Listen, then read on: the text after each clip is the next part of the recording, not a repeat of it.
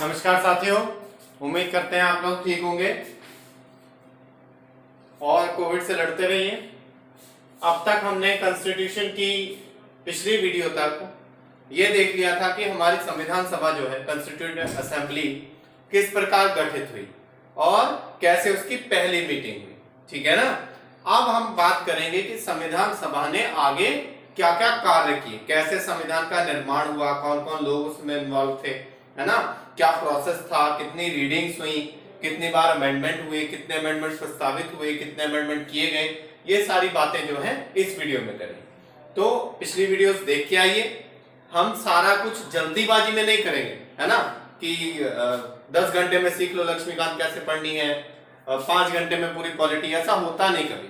मेहनत जो है वो पूरी अच्छी तरह ही करनी पड़ती है हर एक चीज को। अगर आपको मथ के मक्खन निकालना है तो उसका कोई शॉर्टकट है ही नहीं, आपको उसे मथना ही पड़ेगा तभी मक्खन निकलेगा। तो अपने आप को मथिए, खूब सारी पढ़ाई करिए, ठीक है ना, और अच्छी तरह से पढ़िए, डिटेल में पढ़िए। यूपीएससी का या किसी भी एग्जाम का, अगर आप स्टेट एग्जाम की तैयारी कर रहे हैं, यूपीएससी कर रहे हैं, कोई पता नहीं कहां से पूछते सवाल। पता चला आपने 10 घंटे 50 घंटे में किया तो है पॉलिटी, मगर जो 10 नंबर का पॉलिटी आपके क्वेश्चन पेपर में आया है वो तो आप पढ़ के ही नहीं गए, आपने शॉर्टकट अपनाया।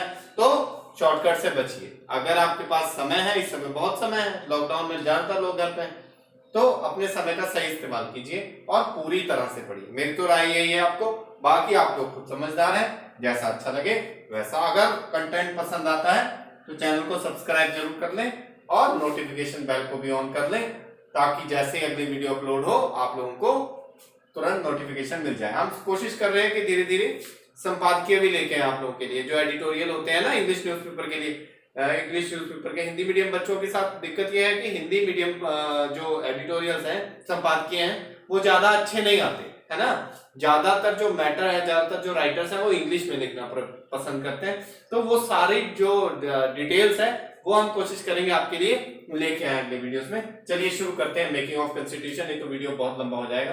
तो पिछले वीडियो तक हमने पढ़ लिया था पहली मीटिंग का, है ना, first meeting of constituent assembly held on. पहली मीटिंग कब हुई थी? 9 दिसंबर 1946 को। उसमें कितने मेंबर प्रेजेंट थे? 211। ये मैं आपको बता चुका। क्यों 211 प्रेजेंट थे? क्योंकि मुस्लिम लीग ने और प्रिंसली स्टेट्स ने दोनों ने बाइकआउट कर दिया। दोनों ने कहा कि हम लोग पार्टिसिपेट नहीं करेंगे संविधान सभा में। ठीक है, ठीक।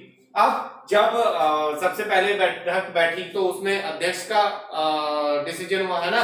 सबसे पहले सच्चिदानंद सिन्हा जी चुने गए।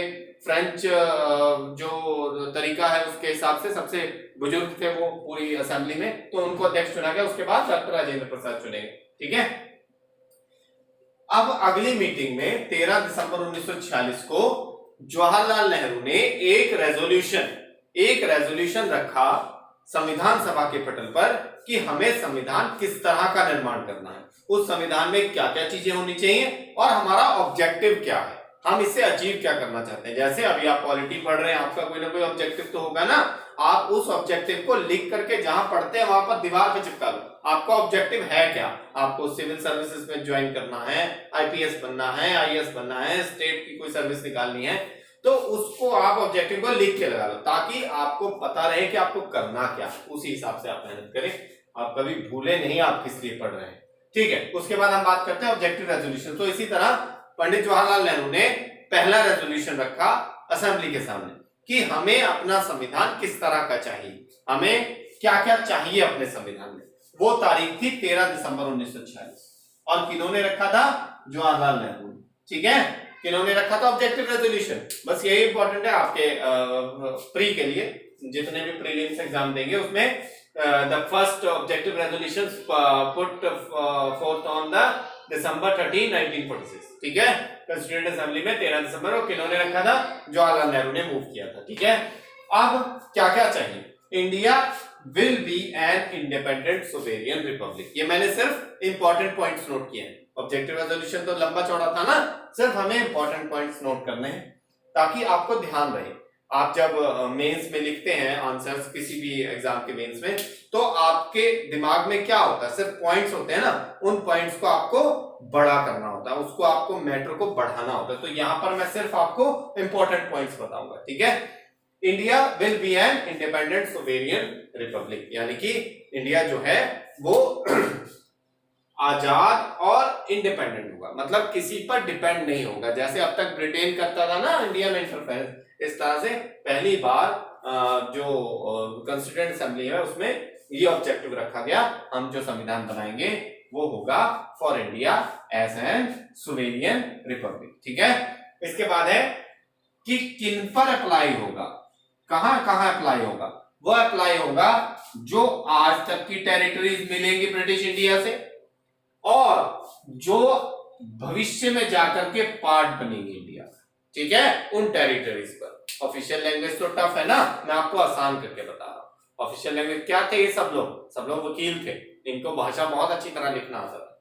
तो हमें जो है ऑफिशियल लैंग्वेज से हटके हमारे दिमाग में जो चीज बैठ जाए वो पढ़ना है। मतलब कि जो अब की टेरिटरीज हैं उन पर लागू होगा संविधान, और जो भविष्य में हिस्सा बनेगी हमारी सोवेरियन कंट्री का, इंडिया का, उसका उसमें भी लागू होगा संविधान। इसके बाद है वेयर इन शैल बी, क्या क्या गारंटीड होगा, जिसमें गारंटीड होगा जस्टिस। कौन कौन सा justice, social, economic and political. ठीक है, तीनों तरह का जस्टिस, यानी कि उसको सामाजिक न्याय भी मिले। सामाजिक रूप से कई लोग बहिष्कृत होते हैं ना, कई लोगों को नीचा समझा जाता है, कईयों को ऊंचा समझ के पूजा की जाती है, तो वो सामाजिक न्याय तो नहीं है। किसी को जन्म से तो नहीं हम डिसाइड कर सकते ना ये व्यक्ति बुरा है, कैसे डिसाइड होगा कोई अच्छा है या बुरा, उसके कर्मों से, है ना। अगर वो चोरी करता है तो हमें उसको सजा देनी पड़ेगी, सामाजिक रूप से बहिष्कृत करना पड़ेगा, वो गलत काम करता है। मगर किसी को जन्म से हम ये नहीं कह सकते, तो वो हो गया सोशल जस्टिस, सामाजिक न्याय। इसके बाद इकोनॉमिक जस्टिस, ऐसा ना हो कि बहुत लोग, कुछ लोग तो बहुत अमीर हो जाए, बहुत पैसा हो जाए, और कुछ लोग बहुत गरीब हो जाए, तो वो इकोनॉमिक जस्टिस नहीं हुआ। एक आदमी 8 घंटे काम कर रहा है, उसको 100 रुपए मिल रहे हैं, एक आदमी 2 घंटे में लाखों रुपए कमा के चला जा रहा, तो इकोनॉमिक जस्टिस तो है नहीं ना, तो इकोनॉमिक जस्टिस मिले। और तीसरा है पॉलिटिकल जस्टिस मिले। ठीक है, पॉलिटिकली सबको अपना हक हो पूरा आवाज रखने का, किसी की आवाज दबे नहीं। इसके बाद है इक्वालिटी, ये सारे जो हैं वो हमारे संविधान में जब हम आगे पढ़ेंगे ना, फंडामेंटल राइट्स, ठीक है, अधिकार, उनमें सब में इसकी झलक मिलेगी आपको, तो डिटेल में वहां पढ़ेंगे। ठीक है, अभी मैं सिर्फ आपको ये बता रहा हूं कि ऐसा ये सारी चीजें रेजोल्यूशन का भी पार्ट थी।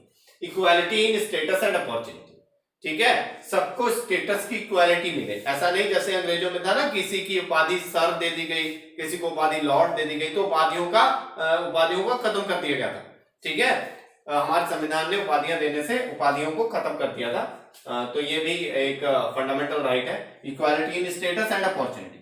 ऐसा ना हो कि किसी को अपॉर्चुनिटी अधिक मिले और किसी को कम। अपॉर्चुनिटी उसमें पढ़ेंगे ज्यादा डिटेल से फंडामेंटल राइट्स में। अपॉर्चुनिटी का समझ लो कि सबको समान अवसर प्राप्त हो। अगर सरकार कोई पद के लिए भर्ती निकालती है तो ऐसा ना हो कि सरकार कहे कि भाई यही लोग इसमें भर्ती हो सकते हैं, दूसरे नहीं हो सकते, है ना। तो जिनका रंग गोरा होगा वही भर्ती होंगे, जिनका रंग काला होगा वो नहीं होंगे। ये मैं जस्ट एग्जांपल बता रहा हूँ, और भी बहुत सारे क्राइटेरिया होते हैं डिस्क्रिमिनेट करने के, भेदभाव करने के, तो वो ना हो, अपॉर्चुनिटी हो, इक्वल हो। ठीक है, अब आप कहोगे कि सर रिजर्वेशन क्यों है, तो रिजर्वेशन पर बात करेंगे हम कब, जब फंडामेंटल राइट्स पढ़ेंगे, उसमें अच्छी तरह समझाएंगे आपको कि उसको वो भी इक्वालिटी क्यों है, वो इक्वल अपॉर्चुनिटी क्यों है, क्यों हम कहते हैं कि रिजर्वेशन देने से हम इक्वल अपॉर्चुनिटी दे रहे हैं। जबकि कई लोगों के मन में भ्रम होता है कि जो सामान्य कैटेगरी का बच्चा है या जो सामान्य कैटेगरी का अभ्यर्थी है वो तो उससे सफर कर रहा ना, लेकिन ऐसा नहीं है। असल में वो इक्वल अपॉर्चुनिटी का ही एक विस्तृत रूप है। तो जब हम पढ़ेंगे फंडामेंटल राइट्स सब और अच्छी तरह से करेंगे उसको। इसके बाद है फ्रीडम ऑफ, किस किस की आजादी होनी चाहिए, थॉट्स की, सोचने की आजादी, किसी के सोचने पर प्रतिबंध ना हो कि अगर आप ऐसा सोचोगे, सरकार के खिलाफ सोच रहे हो तो जेल हो जाएगी, ऐसा कुछ ना हो। ठीक है, फ्रीडम ऑफ एक्सप्रेशन, उसको अपनी बात रखने की भी आजादी। ठीक है, फ्रीडम ऑफ बिलीफ, मानने की आजादी हो, फेथ, किसी में भी फेथ रखने की आजादी। ठीक है, ये सरकार ना बताए कि आपको इसमें फेथ रखना है उसमें नहीं रखना। ठीक है, इसके बाद वर्शिप, पूजा करने की आजादी, चाहे कोई किसी धर्म को माने चाहे ना माने। फ्रीडम ऑफ वर्शिप में 2 अधिकार आ जाते हैं, एक तो ये कि उसको भी उतना ही संरक्षित करेगी सरकार जो किसी धर्म को मानता है, और जो किसी भी धर्म को नहीं मानता, जो नास्तिक है, उसको भी उतना ही संरक्षित करेगी। ठीक है, तो फ्रीडम ऑफ वर्शिप में ये दोनों अधिकार आ जाते हैं। इसके बाद है एंड वोकेशन, और उसको काम करने की आजादी है। किसी का मन है कि अगर उसको हलवाई की दुकान खोलनी है तो उसको सरकार ये प्रतिबंधित ना करे कि भाई तुम नहीं हलवाई बन सकते, है ना, हलवाई का बेटा ही हलवाई बनेगा, तुम नहीं ये काम कर सकते। या किसी का इंजीनियर बनने का मन है तो सरकार उसे रोके नहीं। तो वोकेशन मतलब उसको आजादी हो, उसको किस व्यापार में, किस हिस्से में जाना है, ठीक है, क्या काम करना है अपनी जीविका के लिए, उसमें आजादी। ये हो गया तीसरा पॉइंट। चौथा पॉइंट है adequate safeguards must be provided for minorities and depressed classes। ठीक है, और शेड्यूल्ड ट्राइब्स, और भी कई सारे इसमें पॉइंट्स हैं। तो मतलब कि ऐसे सेफगार्ड्स प्रोवाइड हो माइनॉरिटीज के लिए, क्योंकि हम क्या बनने वाले थे, हम डेमोक्रेसी बनने वाले थे, हम एक लोकतंत्र बनने वाले थे। लोकतंत्र क्या होता है, अधिक लोग जिस मत के साथ हों, लोकतंत्र में वही मत तो आगे चलता है। मान लेते हैं कई 100 लोग हैं, 100 में से 80 कह रहे हैं कि यहां पर नहर बननी चाहिए, और 20 इसके खिलाफ है, 20 कह रहे हैं नहर नहीं बननी चाहिए। तो डेमोक्रेसी होगी तो क्या होगा, 80 लोगों की बात सुनी जाएगी, 80 लोग कहेंगे नहर बनेगी तो वहां नहर बने, क्योंकि ज्यादा का फायदा देखा जाता है ना। 80 लोगों का फायदा हो रहा है, 20 का नुकसान हो रहा है, तो उस समय ये देखा जाएगा फायदा किसका ज्यादा हो रहा है ना। हर एक किसी को तो खुश कर नहीं सकते। तो डेमोक्रेसी का मतलब होता है मेजॉरिटी ऑफ द पीपल की जो राय होगी उसको वेटेज मिलेगा। लेकिन ये हमारे संविधान का रेजोल्यूशन था, ऑब्जेक्टिव था कि हमें जो माइनॉरिटीज होंगी, जो जनसंख्या में कम लोग होंगे, उनको भी, उनके अधिकारों को भी संरक्षित करेंगे। ऐसा ना हो कि केवल मेजॉरिटीज के ही अधिकारों को संरक्षित किया जाए और माइनॉरिटीज इसमें दब जाएं, पिस जाएं, जैसा आज कई अन्य देशों में होता है ना। किसी भी देश का नाम लेना उचित नहीं है, लेकिन आप लोग जानते हैं कई देशों में ऐसा डेमोक्रेसी सिस्टम है कि जो माइनॉरिटीज हैं उनको दबा के रखा जाता है। And depressed classes, depressed classes क्या होंगे, जिनको सदियों से डिप्रेस्ड माना जाता है, जैसे एससी क्लास, एसटी क्लास, है ना, शेड्यूल्ड ट्राइब्स, और जितने भी ट्राइब्स हैं उनको भी संरक्षित किया जाएगा। ठीक है, अगला बात करते हैं maintaining integrity of territory of Republic of India. बहुत सारे ऑफ आ गए ना। हम इंटीग्रिटी को भी मेंटेन करेंगे इंडिया की रिपब्लिक की।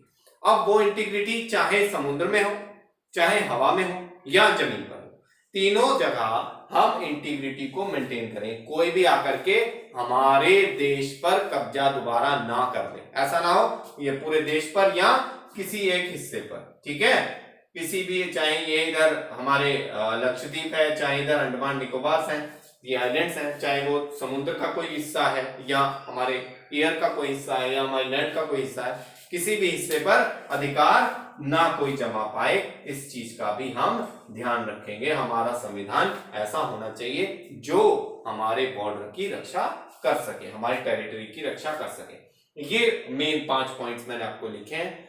पॉइंट्स तो 7-8 थे, लेकिन जो मेन, जो उसका सार है वो मैंने यहाँ लिखा है। ठीक है, इसके बाद ये रेजोल्यूशन रखा कब गया था, 13 दिसंबर 1946 को। ठीक है, और 211 मेंबर थे ना, मैंने आपको बताया 211 मेंबर पहली मीटिंग में प्रेजेंट थे, बाद में कम बढ़ते हुए होंगे।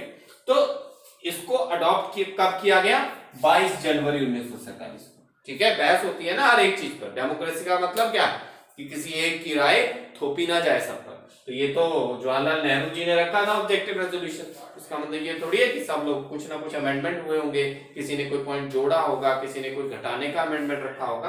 तो इस तरह से ये सबकी आम राय से अडॉप्ट हुआ ऑन जनवरी 22, 1947, 22 जनवरी 1947 को इस रेजोल्यूशन को हमारी संविधान सभा ने अडॉप्ट कर लिया, यानी कि संविधान बनाने की तरफ पहला कदम रख लिया। हमने ये तय कर दिया, अपने ऑब्जेक्टिव तय कर दिया, अपने गोल तय कर दिए कि हमें इस संविधान से क्या चाहिए।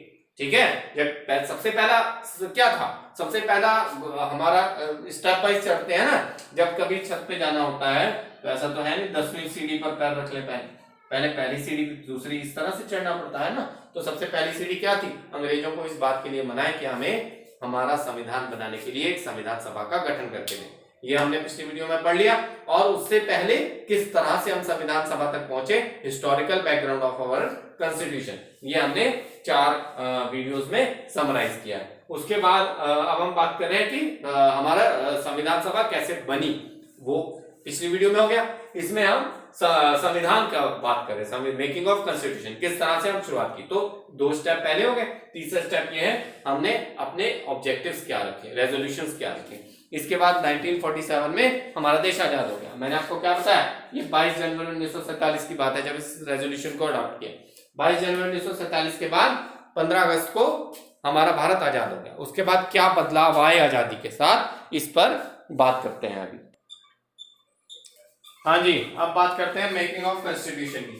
ठीक है, मेकिंग ऑफ कॉन्स्टिट्यूशन में रोशनी थोड़ी कम है, मैनेज कीजिएगा। धीरे धीरे क्या है कि जैसे जैसे आजादी की सुखवाहट आने लगी ना, प्रिंसली स्टेट्स भी ज्वाइन करने लगे कॉन्स्टिट्यूएंट असेंबली को। ठीक है, 28 अप्रैल 1947 में सबसे पहले 6 प्रिंसली स्टेट्स ने ज्वाइन किया असेंबली को। पहले तो क्या था, प्रिंसली स्टेट से बाइकआउट कर दिया था ना मुस्लिम लीग ने। 6 प्रिंसली स्टेट्स ने असेंबली को ज्वाइन किया। वो 6 स्टेट्स यहां लिखी हैं, बड़ौदा, बीकानेर, जयपुर, पटियाला, रेवा एंड उदयपुर। ठीक है, इन 6 स्टेट्स ने ज्वाइन किया असेंबली को। उसके बाद माउंटबेटन प्लान जब आया 3 जून 1947 को, 3 जून 1947 को जब माउंटबेटन प्लान आया तो कुछ और प्रिंसली स्टेट्स और मुस्लिम लीग के वो सदस्य जो इंडियन डोमिनियन के पार्ट थे, यानी कि माउंटबेटन प्लान के अकॉर्डिंग जो हिस्सा इंडियन डोमिनियन का था उसके जो मुस्लिम लीग के मेंबर्स थे जो चुन करके आए थे, वो भी असेंबली में जाके बैठ गए। सारे मुस्लिम लीग के मेंबर नहीं, कंफ्यूज मत हो जाना, सिर्फ वो मेंबर्स जो इंडियन डोमिनियन का हिस्सा था। मुस्लिम लीग तो पूरे इंडिया में इलेक्शन लड़ा था ना उस समय, जो पूरा ब्रिटिश इंडिया था, आज का बांग्लादेश और पाकिस्तान और इंडिया, सब में मुस्लिम लीग और कांग्रेस से इलेक्शन लड़ा था। तो मुस्लिम लीग के कुछ मेंबर्स तो जो आज का हमारा इंडिया है यहां से भी चुन के आए थे ना, तो वो मेंबर्स जब ये क्लियर हो गया कि इतना पार्ट तो इंडियन स्टेट है ही, वो भी जाकर के पार्टिसिपेट करने लगे कॉन्स्टिट्यूएंट असेंबली में।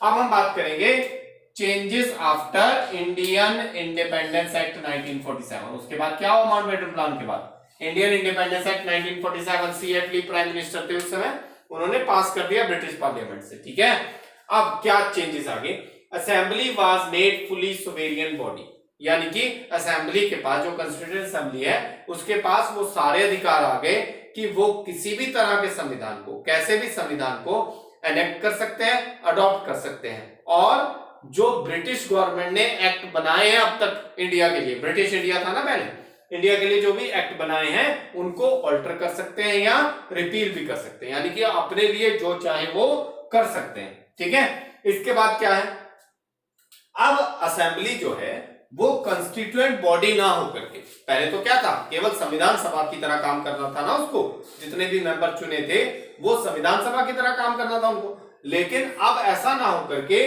संविधान सभा के साथ साथ उन्हें एक लेजिस्लेटिव बॉडी की तरह भी काम करना था, यानी कि जो साधारण कानून बनाए जाते हैं ना हमारे देश में, सिंपल जो कानून बनते हैं, पहले वो क्या था, वो ब्रिटिश इंडिया की जो लेजिस्लेटिव असेंबली थी सेंटर वाली है ना, जिसमें 3 पार्ट्स में डिवाइड कर दिया था, central list, concurrent list, state list. Central list को 2 पार्ट्स में, पिछली वीडियोस में जाके देखो हिस्टोरिकल बैकग्राउंड में तो आपको पता चलेगा।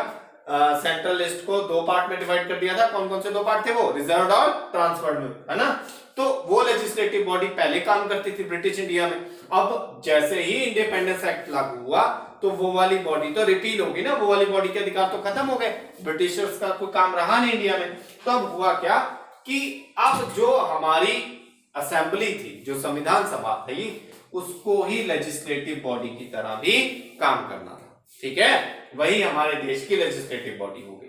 अब हमारे जो संविधान सभा है उसको 2 काम करने थे, एक तो लेजिस्लेटिव बॉडी की तरह काम करना था, जो सिंपल एक्ट है उनको बनाना है ना, और दूसरा संविधान को भी बनाना है। ऐसा दोनों, both task performed on different days, यानी कि जब बैठती थी संविधान सभा तो अलग अलग दिन में दोनों काम किए जाते थे। ऐसा नहीं एक दिन बैठे हैं तो उसी दिन संविधान पे भी चर्चा हो गई, क्या संविधान बनना है, और उसी दिन देश के जो दूसरे कानून हैं, दूसरे मसले हैं, उन पे भी चर्चा होगी। ऐसा नहीं होता था, अलग अलग दिन निर्धारित किया जाता था कि इस दिन जब संविधान सभा बैठेगी तो वो केवल संविधान का काम करेगी, और जब दूसरे अलग दिन संविधान सभा बैठेगी तो वो असेंबली, लेजिस्लेटिव बॉडी की तरह काम करेगी। ठीक है, जब भी संविधान सभा कंस्टिट्यूएंट असेंबली यानी कि संविधान सभा की तरह बैठती थी तब उसकी अध्यक्षता डॉक्टर राजेंद्र प्रसाद करते थे। मैंने बताया ना आपको संविधान सभा के अध्यक्ष कौन थे, डॉक्टर राजेंद्र प्रसाद, बाद में चुने गए थे, है ना। पहले बताओ, मैं आपको कितनी बार बता चुका हूं, अब आप कमेंट करके बताएंगे कि सबसे पहले किन्हें चुना गया था। बहुत बुजुर्ग थे वो और उनको फ्रेंच जो तरीका है उसके हिसाब से सबसे बुजुर्ग नेता को चुना जाता है जो अध्यक्ष है असेंबली का, तो वो कौन थे ये आप बताएंगे। कितनी बार बता चुका मैं आपको, अभी इसी वीडियो में बात हो रही थी।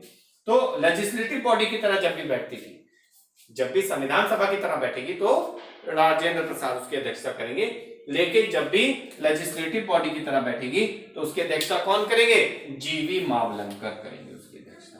ठीक है, उसकी अध्यक्षता करते थे जीवी मावलंकर। पहली बार लेजिस्लेटिव बॉडी की तरह नवंबर 17, 1947 में बैठी थी। ठीक है, याद रखना ये तारीख, पहली बार नवंबर 17, 1947 में लेजिस्लेटिव बॉडी की तरह बैठा था संविधान सभा। ठीक है, ये दोनों फंक्शन कब तक चलते रहे हमें पता है। आज भी अब मोदी जी ने संविधान दिवस के रूप में कौन सा दिन मनाना शुरू किया है, 26 नवंबर 1949। तो 26 नवंबर 1949 को हमारे संविधान का काम पूरा हो गया था। तो जब संविधान काम पूरा हो गया तो इसका मतलब संविधान सभा की तरह बैठना बंद कर दिया सभा ने। तो 26 नवंबर 1949 तक ये दोनों काम चलते रहे। 17 नवंबर 1947 को बैठी तो लगभग 2 साल से कुछ ज्यादा, लगभग 2 साल दोनों काम करती रही हमारी संविधान सभा की तरह भी और कानून निर्माण के लिए भी, एक पार्लियामेंट की तरह भी, यानी कि लेजिस्लेटिव असेंबली बोलते हैं उसे। तो ये दोनों काम होते रहे। इसके बाद है ये हम पढ़ रहे हैं 1947 में जब इंडियन इंडिपेंडेंस एक्ट लागू हुआ तो उससे क्या बदलाव हुआ, और नोट्स बनाने का यही तरीका है। आप अगर पूरी किताब छाप दोगे नोट्स बनाने के लिए तो फायदा क्या, तो किताब पढ़ लो, है ना। तो नोट्स बनाने के लिए आप शॉर्टकट ढूंढो, केवल टू द पॉइंट बात लिखो, ताकि आपने जितना भी पढ़ा है, नोट्स क्यों बनाते हैं कि एग्जाम से पहले 1 घंटा अगर पढ़ लें तो सारा याद आ जाए हमने अब तक क्या क्या पढ़ा था। तो इस तरह से बनाएंगे तो इससे आसान रहेगा पढ़ना भी और रिवाइज करना भी, आपको सारा याद हो जाएगा, है ना। एक पेज में भी नहीं है, एक पूरी वीडियो शायद 1 पेज में आ जाए, है ना, इस तरह से लिखा।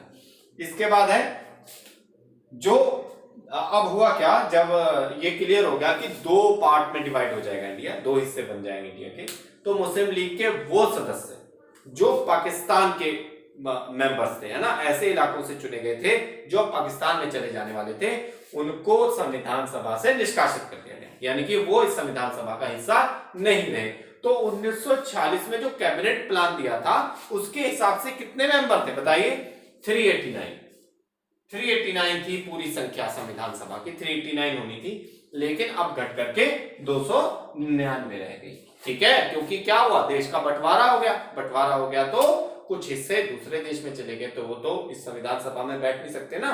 तो जब इस संविधान सभा में बैठेंगे नहीं तो संविधान सभा की जो संख्या है वो कम हो जाएगी। तो पहले 389 थी, ये 389 संख्या कहां से आई, ये जो कैबिनेट मिशन ने प्लान दिया था।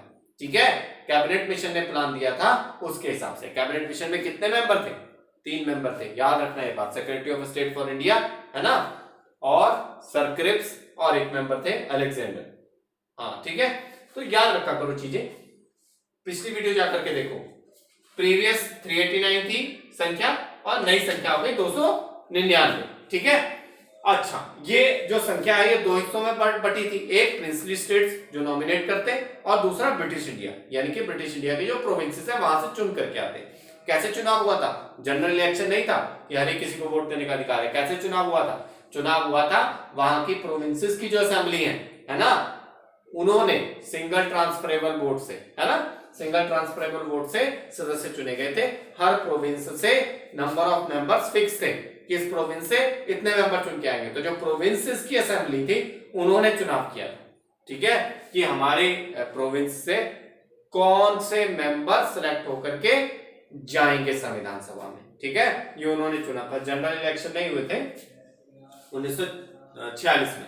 अच्छा, स्ट्रेंथ प्रोविंसेस की क्या हो गई थी, पहले 296 थी, अब कुछ प्रोविंसेस पाकिस्तान का हिस्सा हो गए तो 229 रह गए।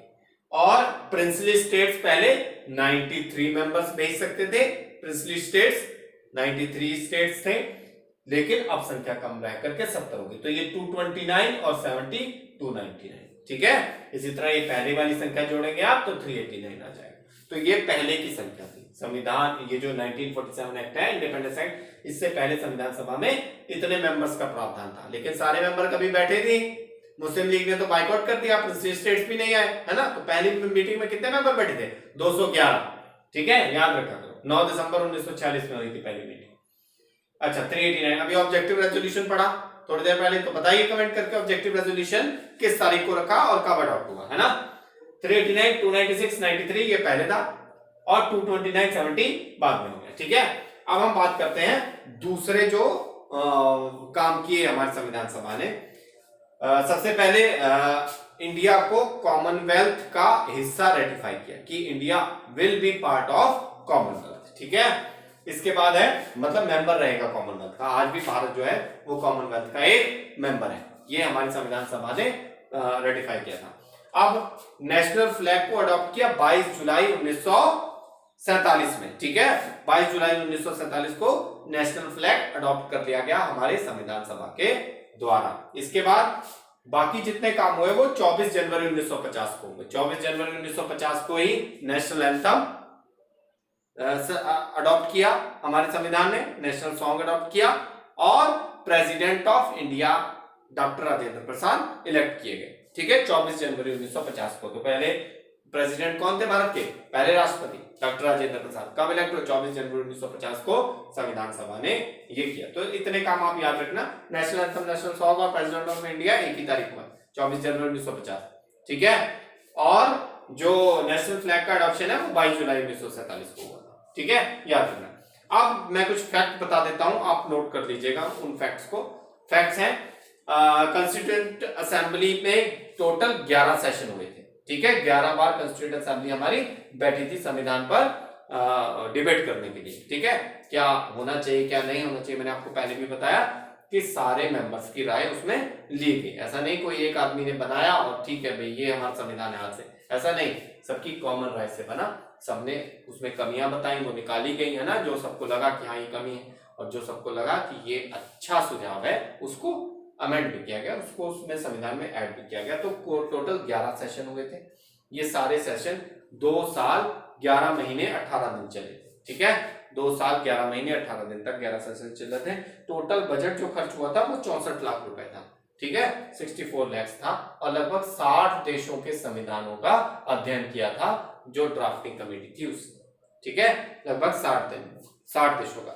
और ड्राफ्टिंग कमेटी को लगभग 114 दिन लगे थे पहला ड्राफ्ट तैयार करने में, ठीक है। जो ड्राफ्ट तैयार किया था ड्राफ्टिंग कमेटी ने उसको लगभग 114 दिन लगे थे, ठीक है। उसके बाद ड्राफ्ट को पटल पर रखा गया संविधान सभा की, उसमें रीडिंग हुई, उसके बाद सबने उसको जो है अपने अमेंडमेंट रखे, बातें रखी अपनी, ठीक है। किसी को कुछ पसंद था, किसी को कुछ नापसंद था, वो सारे बातें।